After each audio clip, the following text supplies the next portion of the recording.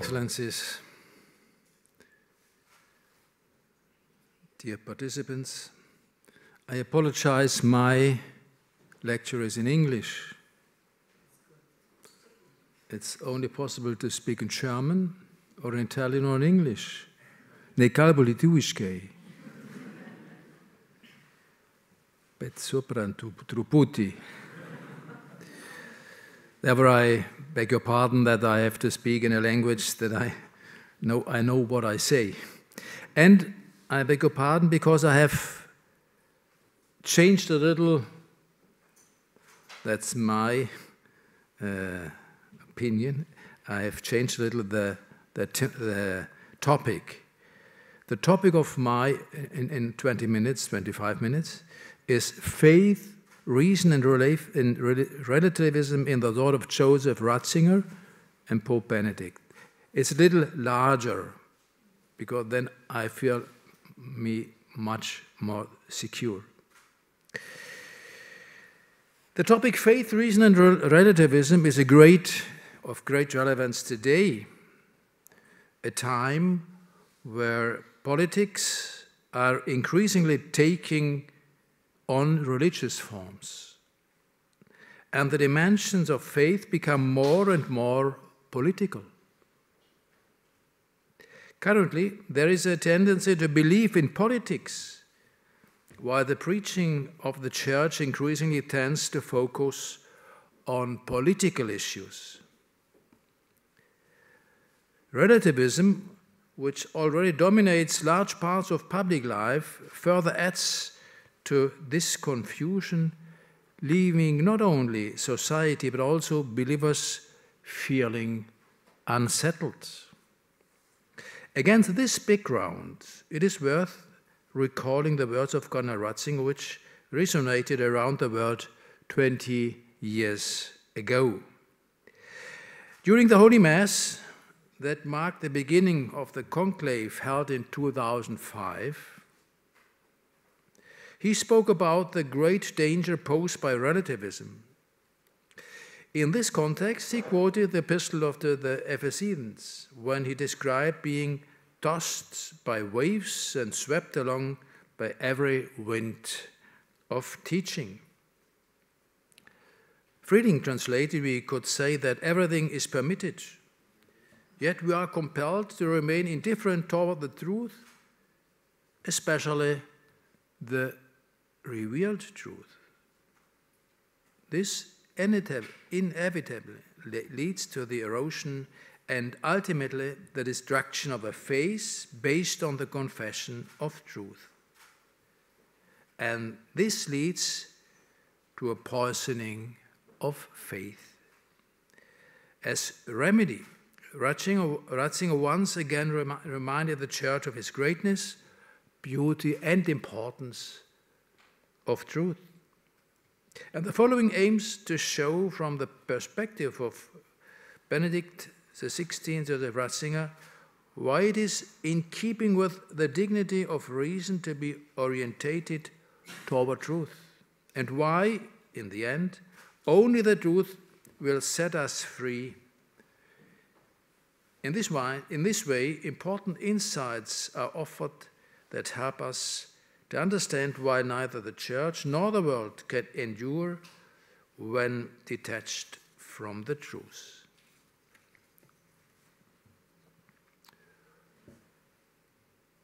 Faith and reason is a constant theme of Ratzinger's work.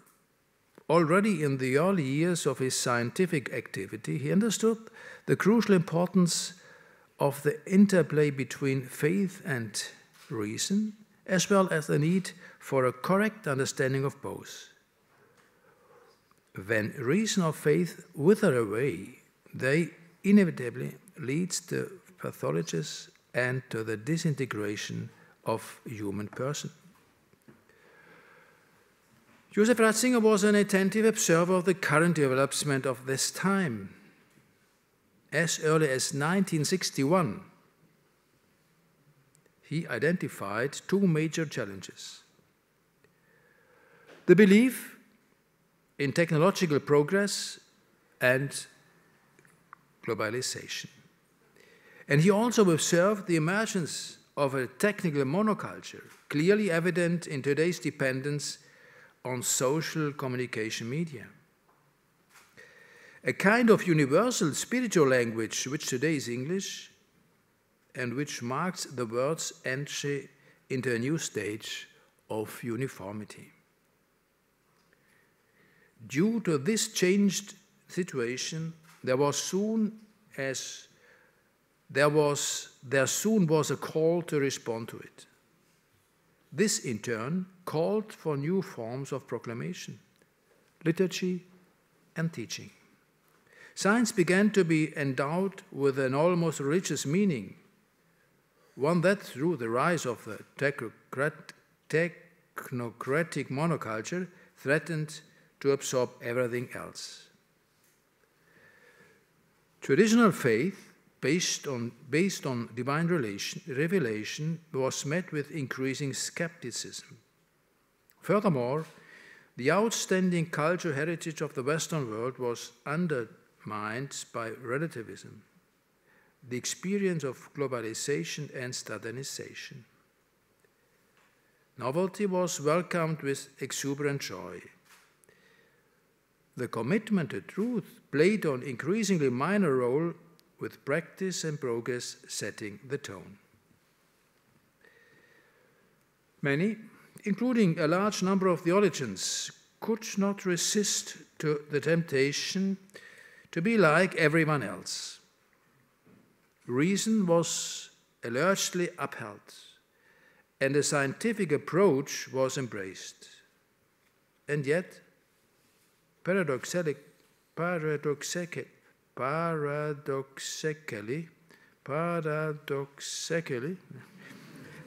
reason itself was denied its capacity to apprehend the truth. Before the Second Vatican Council, Joseph Ratzinger had outlined this development more than 50 years ago in detail, pointing to a process that would fundamentally alter the way modern humanity perceives reality.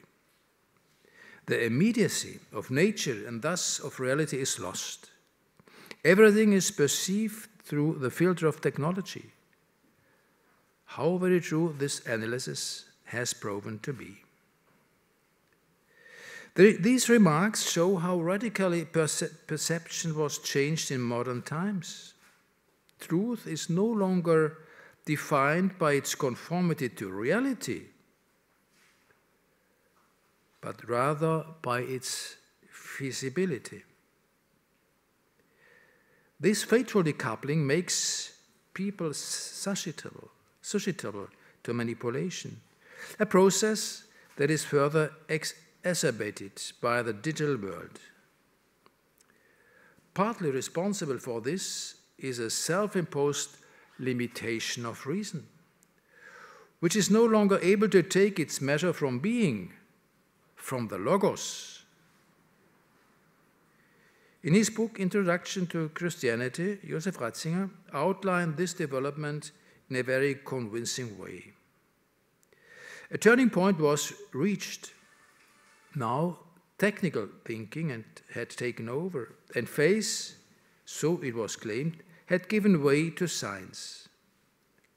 And the Marxist axiom gained the upper hand, according to which practice became the guiding criterion, while everything else had to be subordinated to it, including teaching.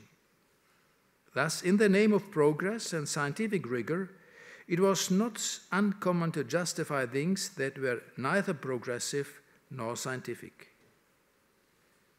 The following example may illustrate this.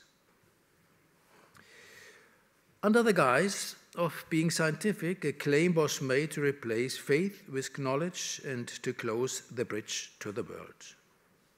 As a result, supernatural revelation lost its significance as a reference point for theology, being increasingly replaced by secular sciences. This led to a process that can be described as a reversal of all values. no longer was divine revelation the reference point, but rather the principles of an immanent science, which were soon replaced by the concrete living conditions of man. Reason became confined to the here and now, and thus ultimately its capacity to grasp the truth was denied. Joseph Ratzinger summarized this development as follows, I quote, "The truth human beings deal with is neither the truth of being nor ultimately that its past deeds, but rather the truth of changing the world, of shaping the world, a truth related to the future and to action." The end of the quotation. A self-restricted reason is incapable of elevating the spirit to God. And in the early 1960s, Ratzinger warned that this would lead to an alienation from the most original sources of religious existence. And he said, "Thus, instead of the one true God, may false gods arose, the worship of the work instead of the one who made it. Thus, technical religio, that is, the worship of man for himself, automatically takes the place of natural religion. The self-deification of humanity replaces the deification of nature with inner necessity. Ultimately, man and nature are deified. Man, who by his nature, as Augustine says, is oriented towards God, is thus deprived of his natural ability and rendered incapable of reaching God. And since he commits himself to immanence, he is unable to recognize and love him. The only way out is relativism, which is the result of a weak reasoning." And based on these early insights, Ratzinger continues, I quote, "But this also means that the new paganism, which for a century has developed in the heart of the Christian world, is fundamentally different from the earlier one. There are no more gods. Instead, the world has been irrevocably divinized and profaned. Only human remains on the scene, and they now feel a kind of religious reverence for themselves, or at least for a part of humanity, to which we owe our technological progress." End of quotation. Worse than the profane is the reduction of reason, which can, at best, only rotate around itself because it has been deprived of the ability to elevate itself to the supernatural. Instead, human beings and concrete living conditions take center stage. Man becomes the measure of all things. The measure of the divine is lost. The problem is that this process is very subtle. The self-restraint of reason is hardly perceived as such, and on the contrary, invoking science brings a sense of reassurance.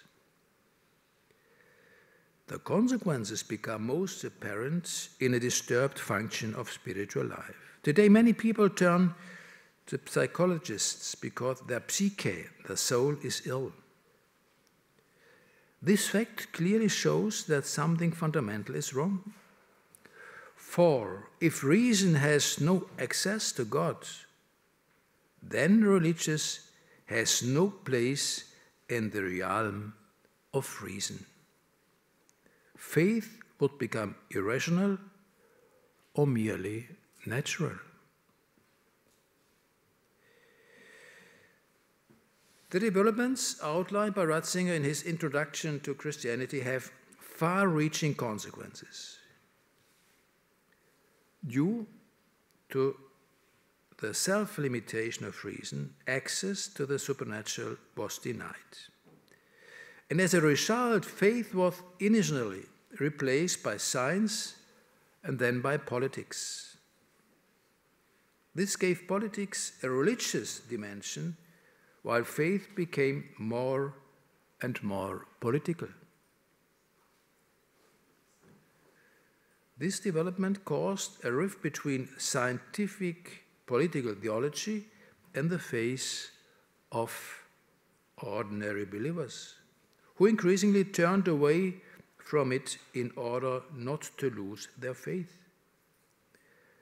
And this has created a huge divide, which is further widened by the fact that so-called scientific theologians ridicule the faith of ordinary believers and speak of it in a derogatory manner. In this regard, Pope Benedict was a true bridge builder. He tried to find a remedy because the faith of the simple is the true treasure of the Church. And he was convinced that something essential is missing when man is deprived of the truth. In his famous Regensburg lecture, he called for an expanded reason. It must free itself from self-limitation and regain its greatness which corresponds to man. And he said at the end of his lecture, I quote, "The West has long been endangered by the aversion to the questions which underline its rationality and can only suffer great harm thereby. The courage to engage the whole breadth of reason and not the denial of its grandeur, this is a program with which a theology grounded in biblical faith enters into the debates of our time. Not to act reasonably, not to act with logos is contrary to the nature of God," said Manuel II, according to his Christian understanding of God, in response to his Persian interlocutor. It is to this great logos, to this breadth of reason, that we invite our partners in the dialogue of cultures to rediscover it constantly in the great task of the university. End of the quotation. We can add that only when reason regains its greatness and breadth, even relativism can be overcome. What has been said about reason equally applies to faith. In recent decades, little importance has been given to faith, even in theology. Although theology is impossible without faith, even there, the so-called scientific approach has left traces of devastation, with theologians striving to replace faith with life, faith with science. Thus, faith is deprived of its supernatural character and reduced to a private matter, resulting in the banishment of faith from public life. And the effects of this disastrous misunderstanding of what theology are becoming increasingly apparent today. As a result, fewer and fewer Christians know their faith. They have become, in effect, neo-pagans.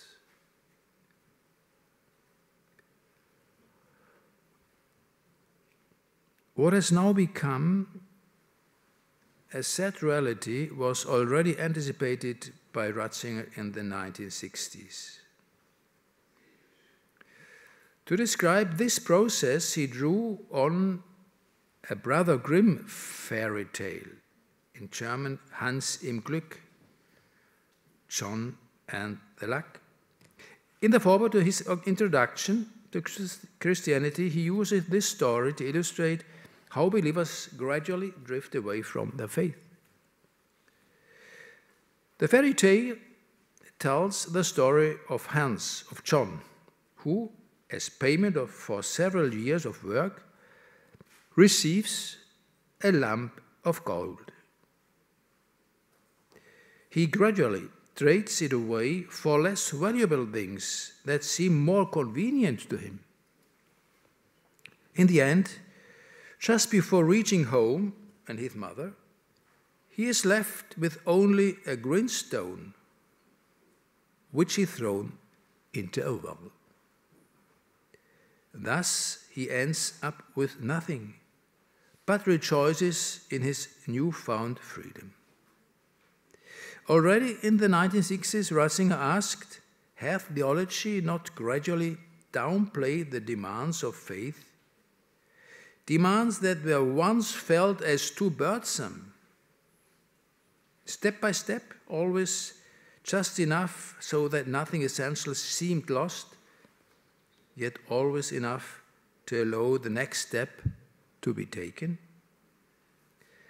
And will poor Hans, the Christian,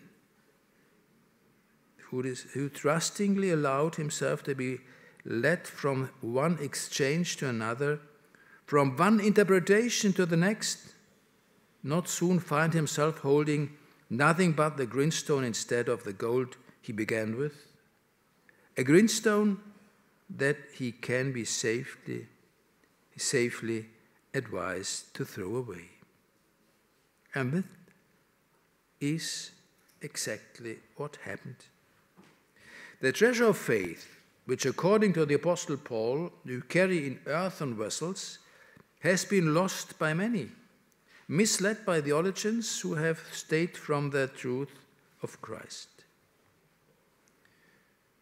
Joseph Ratzinger identifies this as a twofold problem characteristic for the modern era, which the following discussion will address. From early on, Ratzinger succeeded in identifying the fundamental difficulties in passing on faith in the modern age, the gap between visible and the invisible.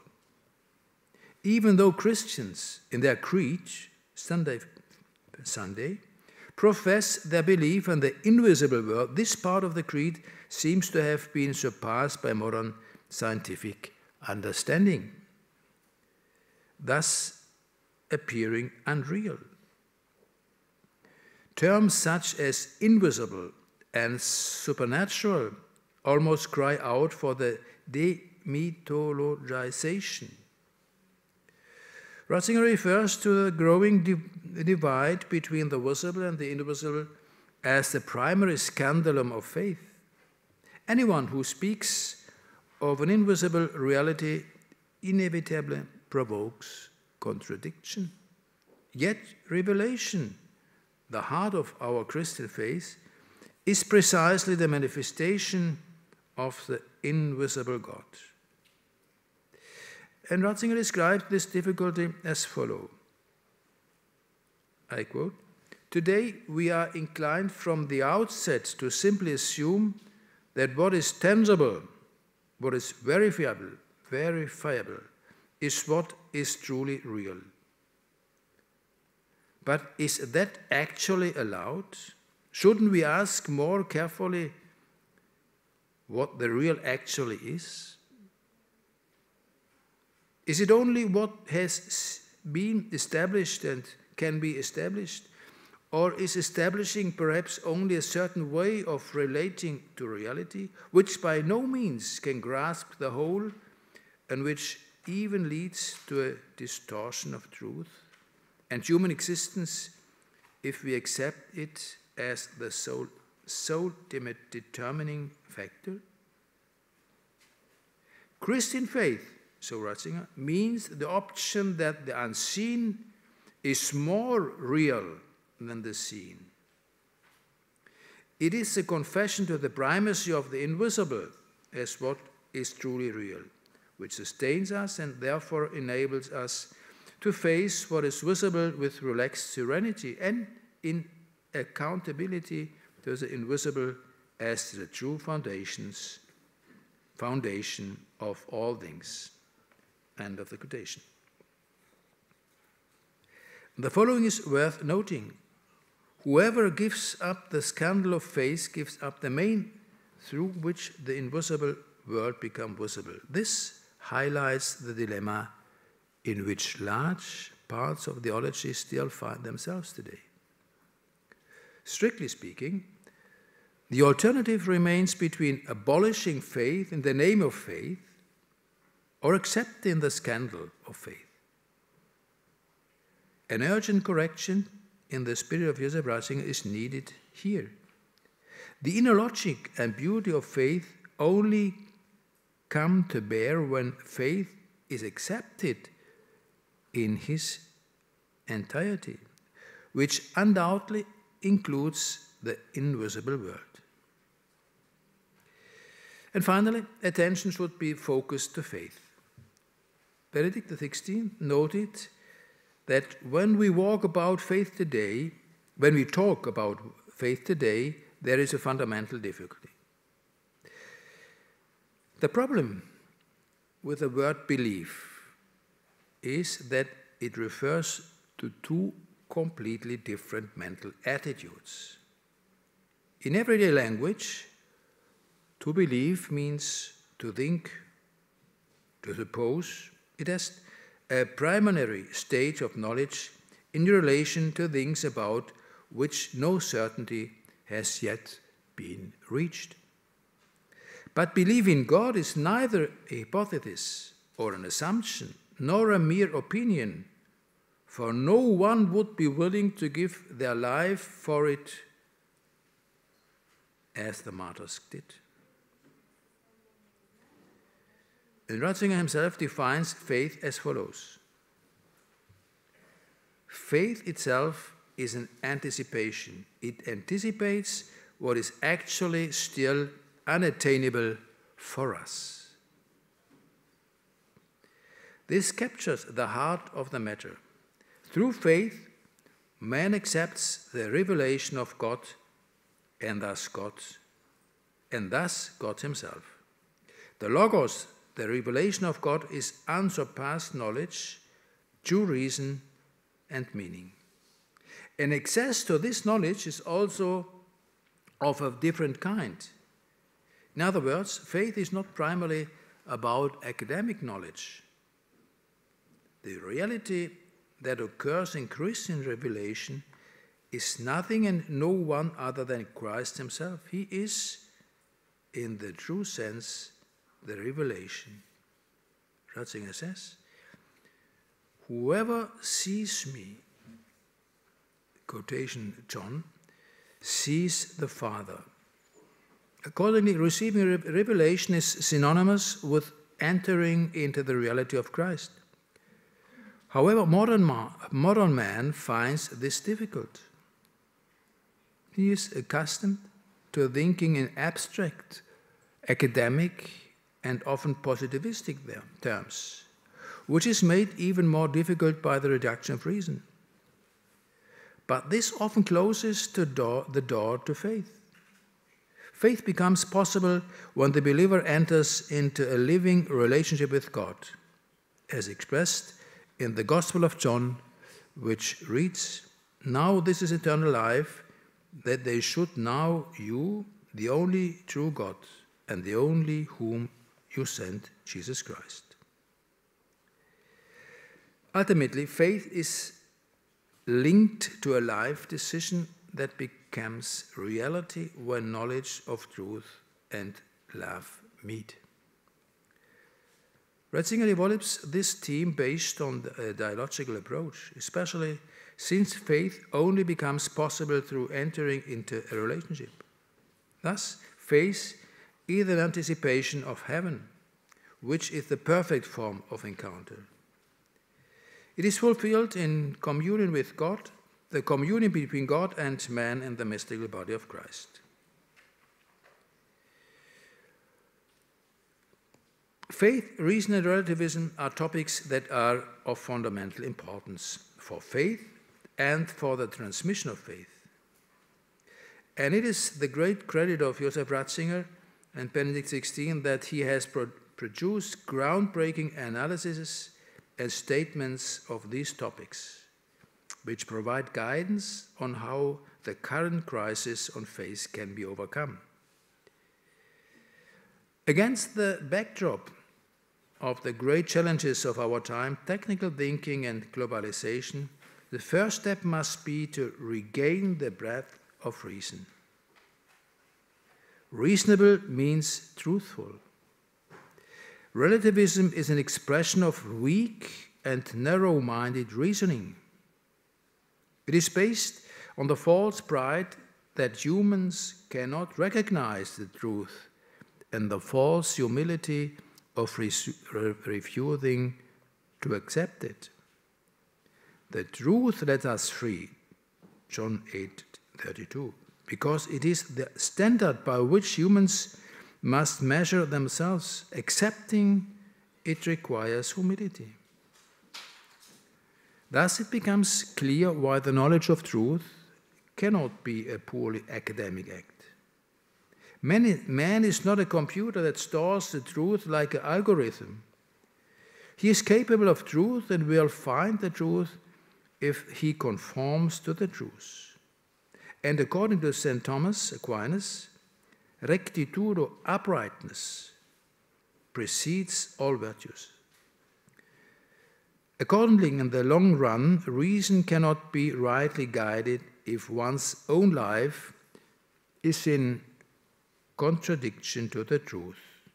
Such an attitude leads to a dead and through which the foundation of faith are lost. Faith is forward-looking because it anticipates what is and what awaits us. And Christian faith is therefore the option that the unseen is more real than the seen. The Logos, the divine revelation, precedes all thought and contains that unsurpassed knowledge through which reason receives its dignity and life its meaning. And faith, therefore, means entering into a living relationship with God. And from this perspective, the danger posed by relativism as a mindset of modernity becomes clear.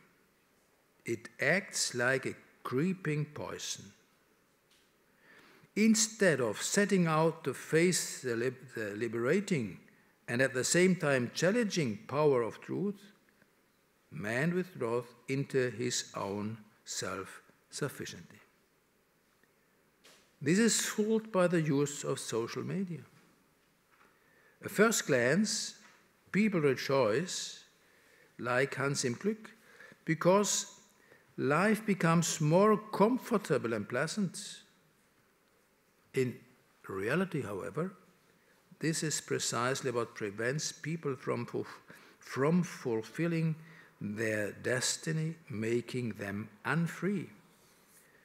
Relativism would cement such a mindset and in doing so create the social and legal conditions for the spiritual unfreedom of men. And yet precisely in this way, humanity risks missing its true global, to come to the knowledge of the truth, which is God, and thus to attain eternal life.